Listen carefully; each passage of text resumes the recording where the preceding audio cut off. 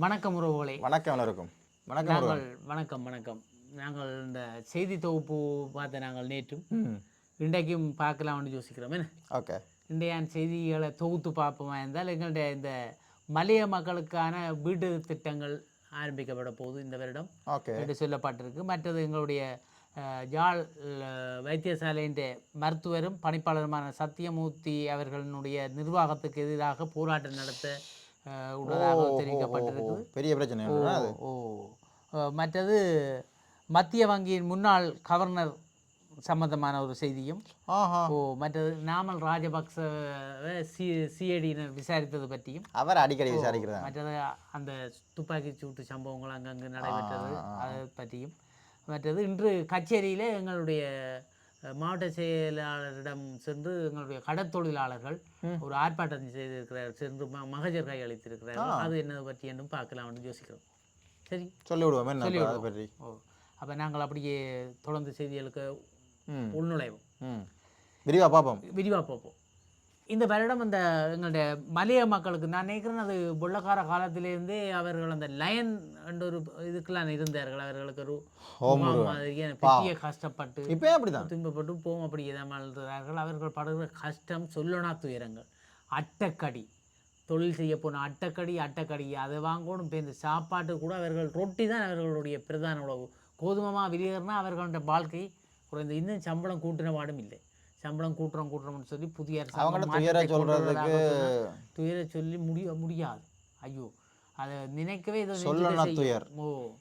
அப்போ நான் அங்கெல்லாம் போய் வாழ்ந்து அவங்களோட இருந்து வாழ்ந்தெல்லாம் பார்த்து நம்புறேன். இதுக்காகவே வாழ்ந்தேன் நான். அவங்கள பற்றி கதை கொண்டுலாம் ஆசைப்பட்டு அந்த அவங்கள்ட்ட இதுகளை கெம்பஸ் படிக்கிற காலத்தில் போய் பார்த்தேன். குளிரப்பா சில இடங்கள்ல இந்த மழை பெய்து கொண்டே இருக்கும். சரியான கஷ்டம். அவர்களோட வீடுகள் எல்லாம் கிட்ட அந்த லைன் தானே, அதுக்குள்ள வசதிகள் எல்லாம் தண்ணி. நீங்க மலையத்துல சொல்றீங்க, மலையத்துல எல்லாம் மலையில தண்ணி எல்லாம் இருக்குது, நல்ல குடி தண்ணிக்கலாம். அப்படி இல்லை தண்ணிக்கு அதுகள் படாத பாடு. இவ்வளவு தேசம் சேர்ந்து கிட்னி விரதங்கள் பாதிக்கப்பட்டவர்கள் எத்தனை பேர் அப்படி எல்லாம் இருக்கணும். அப்போ அவைக்கு இந்த ஒரு 5400 வீடுகள் இந்த வருடம் கட்டுவதாக குறிப்பிடப்பட்டிருக்கு. இந்த மாற்றத்துக்கான அரசாங்கம் அதை கொண்டு வர வேண்டும் என்று சொல்லி நாங்களும் கேட்டுக்கொண்டு அவர்களுக்கான அந்த வீட்டு திட்டத்துடன் அவர்களுக்கான வசதிகளையும் செய்து கொடுக்கணும். அந்த சம்பளத்தையும் கூட்டி கொடுக்கறதுக்காக நாங்களும் அவர்களுக்கு வினயமாக கேட்டுக்கொள்கிறோம். மற்றது நாங்கள் எங்களுடைய யாழ்ப்பாணத்தின் பூதனா வைத்தியசாலையின் பணிப்பாளர் மருத்துவர் சத்தியமூர்த்தி சார் அவருடைய நிர்வாகத்தின் அந்த திறனை எதிர்த்து போராட்டம் நடத்த போவதாக எங்களுடைய அரச வைத்தியர்கள் சங்கம் தெரிவித்திருக்கு. ஏன்னு சொன்னால் அவர்கள் 2 மாத காலமாக அவருடன் விவாதங்களை நடத்தி இருக்கிறார்கள். அந்த விவாதம் நடத்தி பார்த்திருக்கிறார்கள். ஒன்றுமாக்கான பதில்களும் சரியாக நன்மையாக இல்லை. அப்போ அதிருப்தி அடைந்த நிலையில நாங்கள் போராட்டத்தில் குதிக்க போவதாக தெரிவித்திருக்கிறார்கள். என்று நடந்திருக்கலாமோ நடக்கவில்லையோ என்றது நாளை தான். இல்லை நான் அப்பா காலமாக ஆஸ்பத்திரி போயிட்டு வந்து அதில் கொஞ்சம் டாக்டர்ஸ் எல்லாம் ஸ்ட்ரைக்குன்னு சொன்னாங்க. இன்றைக்கு நடத்துவோம், தொடர்ந்து அதை சரியான தீர்வு தராட்டி நாங்கள் அதை தொடர்ந்து நடத்துவோம் என்று சொல்லியிருக்கிறோம். அது நோயாளர்கள் அவர்கள் என்ன இது சொல்லியிருக்கிறார் சொல்லி பார்ப்போம். 2 மாதமாக சரிவராத காரணம் அவர் நிர்வாகத்தை தக்க வைக்க ஊழியர்களுக்கு இடையில் மோதலை உருவாக்குறார்கள். தங்களுடைய நிர்வாகத்தை தக்க வைப்பதற்காக அந்த ஊழியர்களுக்கு இடையிலான மோதல்களை உருவாக்கி கொண்டிருக்கிறார்கள். மற்ற ஊழியர்கள் சரியான முறையில் பகிர்ந்தளிப்பதில்லை என்று சொல்லி இப்போ தேவையான முக்கியமான வாட்டுகள் இப்போ 24ஆம் வார்டு அந்த முக்கிய வாட்டுகள் இருக்குதானே, அதுக்குள்ளே சில ஊழியர்கள் பற்றாக்குறையாக இருக்குதான்.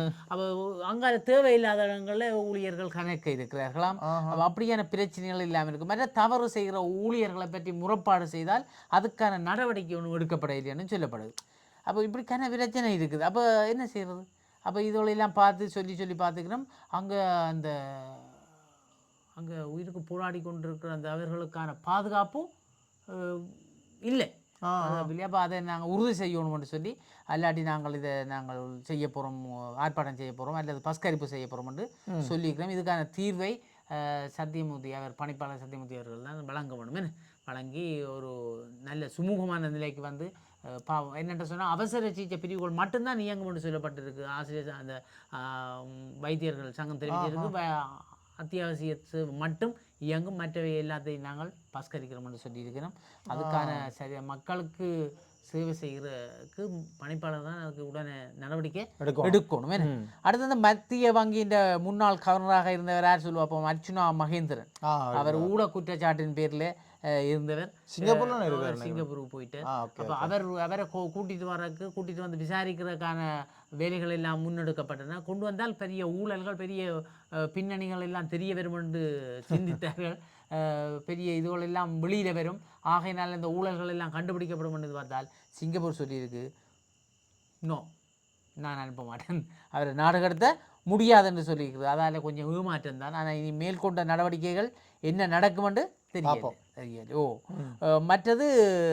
மற்ற இதுக்கு இடையே நாமல் ராஜபக்ச சொன்னார். நாமல் ராஜபக்சவே சிஐடின்னு சும்மா 1-2 மணித்தியாலங்கள் இல்லை 5 மணித்தியாலங்கள் வச்சு விசாரித்தவர்களாம். ஆனால் அவர் வெளியில் வந்து சும்மா நோமலாக மாதிரி அவர் போயிருக்கிறார். ஆனால் 5 மணித்தியாலம் வச்சு என்ன படமாக பார்க்குறது நாங்கள் 5 மணித்தியாலம் படமும் 3 மணித்தியாலம் அதுக்கு மேலே 5 மணித்தியாலம் இருந்து கதை என்று கதைச்சிருக்கிறார்கள். என்ன கதைச்சார்கள் தெரியலே. அந்த ஏபாஸ் ஊழல்கள் பற்றி தான் அது காய்ச்சிக்கிறேன். அது கணக்க பிரச்சனை வந்திருக்குன்னு கணக்க பஸ் கொள்ள 2013ஆம் ஆண்டு 10 ஏபாஸ் வாங்குறதுல ஏற்பட்ட பிரச்சனை.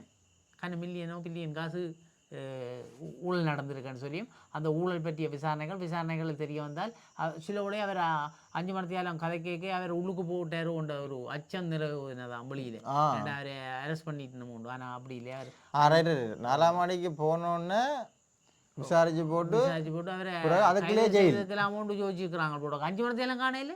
இப்போ இந்த பார்த்தா 5 மணித்தியாலத்தில் அவர் வந்துட்டார். அவர் சிரிச்சோன்னு அது அரசியல்வாதிகள் அதை உண்டு கைது செய்து அவர் வரைக்கும் சிரித்து கொண்டு வருவார்கள். குற்றப்புலனாய்வு பிரிவு CID 5 மணித்தியாலம் வச்சு கதைச்சிருக்கிறாங்க. அடுத்தது இந்த யாழ்ப்பாணத்தில் ஒரு நடந்தது. எங்களுடைய மீனவர்கள் மீனவர்கள் பிரச்சனை இது தொடர்ந்து கொண்டு இருக்குது. முன்னிய அரசாங்கங்கள் இன்றைய அரசாங்கங்கள்லேருந்து இது தொடர்ந்த வண்ணம் இருக்குது. இதுக்கான ஒரு தீர்வு இதுவரைக்கும் கிடைக்கல. மாற்றத்துக்கான அரசினால் ஒரு மாற்றம் பெறும் என நம்பியிருந்த மீனவர்களுக்கு திரும்பவும் ஏமாற்றம் தான் நடக்குது. ஏன்னு சொன்னால் இதை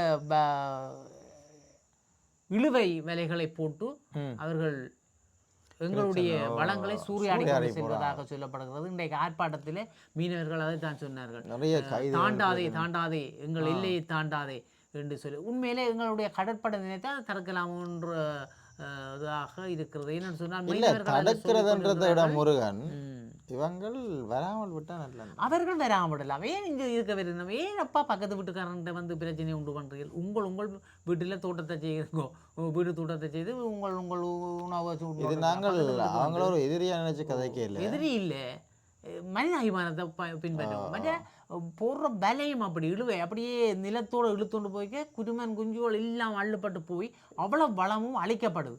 அங்கே கொண்டு போய் அவ்வளோ பிரயோசனப்படுத்துறதுல இறந்த மீன்கள் அவ்வளோத்தையும் பேருந்து எண்ணெய் கொட்டுறது. கொட்டி விட்டால் அது அந்த அவ்வளவும் அழிக்கப்படுகிறது. கடல் வளங்கள் அழிக்கப்படுது.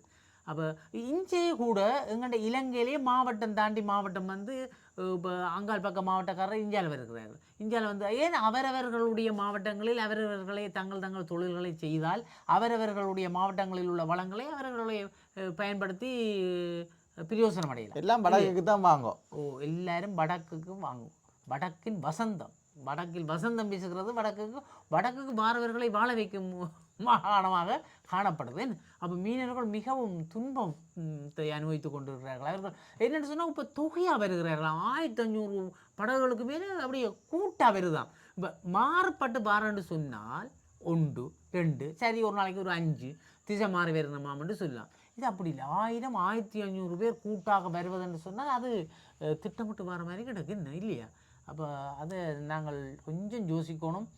தமிழக மீனவர்களுக்கும் அதை நாங்கள் கனிவான வேண்டுகோள் தயவு செய்து நீங்கள் இந்த பிரச்சனைகளை அரசுகளுக்குள்ள பிரச்சனைகளை உண்டு பண்ணாமல் நாங்கள் தமிழர்கள் எங்களுடைய இனத்தை தான் நாங்கள் சுரண்டுகிறோம் என்று நினைத்தீர்கள் என்றால் நீங்கள் வர மாட்டீர்கள். உங்கள் வளத்தை நீங்களே பயன்படுத்தி நீங்கள் உழைத்து செல்லலாம் என்று நாங்கள் நினைக்கிறோம். இதுதான் இன்றைய செய்திகள்.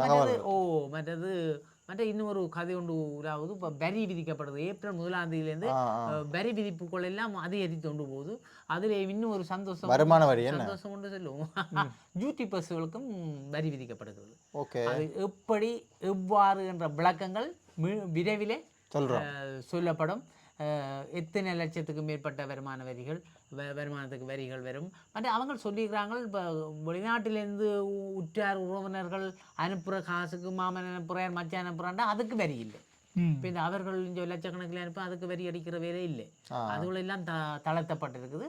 ஜிடிபிஎஸ்ஸுக்கும் ஒரு குறிப்பிட்ட அளவுக்கு மேலே இருந்தால் அவர்களுடைய செலவுகளை ஒதுக்கி கழித்து செலவுகளுக்கு மேலதிகமாக வருகிற நிதியிலேருந்து அந்த வரிகள். ஆனால் இப்படியெல்லாம் சிஸ்டம் வரணும் வந்தால் தான். ஆனால் வரி விதிக்கிறத பற்றி நீ என்ன நினைக்கிறேன்?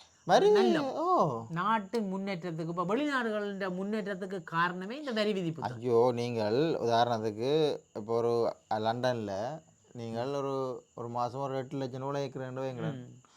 அதில் கிட்டத்தட்ட ஒரு 6 லட்சம் ரூபா கொடுத்துருவோம். தண்ணி, current bill, phone bill, TV bill, எல்லா பில்லும் கட்டி பெட்ரோல் அதோட எல்லாம் வீட்டு காசு வாடகை எல்லாம் வரும். எல்லாம் கட்டி முடிய ஒரு 2 லட்சம் மிஞ்சும். அந்த 2 லட்சத்துல வாழ்க்கையை நாங்கள் என்னடா எங்களுடைய வீட்டு அத்தியாவசிய தேவைகளும் அதுக்குள்ள போகுது அவர்களோட வரிக்குள்ள. அப்போ அதுதான் அவர்களோட முன்னேற்றத்துக்கே காரணம் இல்லையே. நீ உழைச்சி அதுக்கேற்ற மாதிரி அவனு சம்பளம் தரான், நீ சாப்பிடுற, சந்தோஷமா இருக்கிற. இப்போ என்ன பிரச்சனை? அரசாங்கத்துக்கு கொடு.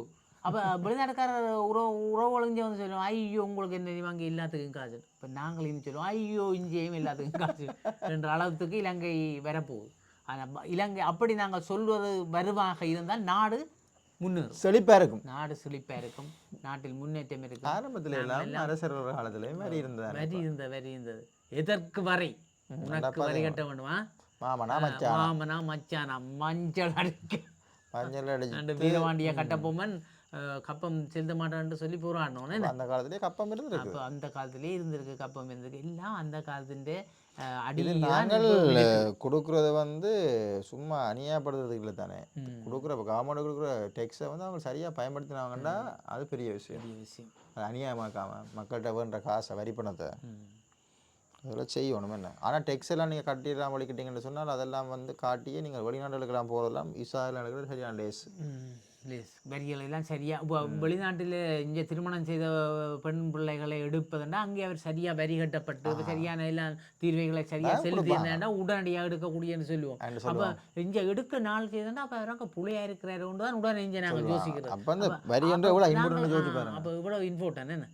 அப்போ நாங்களும் மிஞ்சி அதை நாங்கள் சரியாக இப்போ எங்கள்ட பாஸ்போர்ட்டு இப்போ சொன்னவங்க அரசாங்கம் வந்து வந்தோடனே சொன்னவங்க எங்கள்ட அந்த பாஸ்போர்ட் இருக்குல்ல அதை வந்து ஒரு பொறுமதியான பாஸ்போர்ட்டாக மாற்ற போகிறோம். அதுக்கெல்லாம் இந்த வரிகள் கட்டுறது கொள்வது இல்லாமல் வந்து வெறியான விஷயம் அதெல்லாம் தேவை. நம்பரை அடித்தா வருது முழுக்க. அப்போ இப்போ இந்த வரிக்கு நீ ஒரு நம்பரும் வழங்கப்படும், அந்த நம்பர்கள் இல்லாமல் திரிகலாது.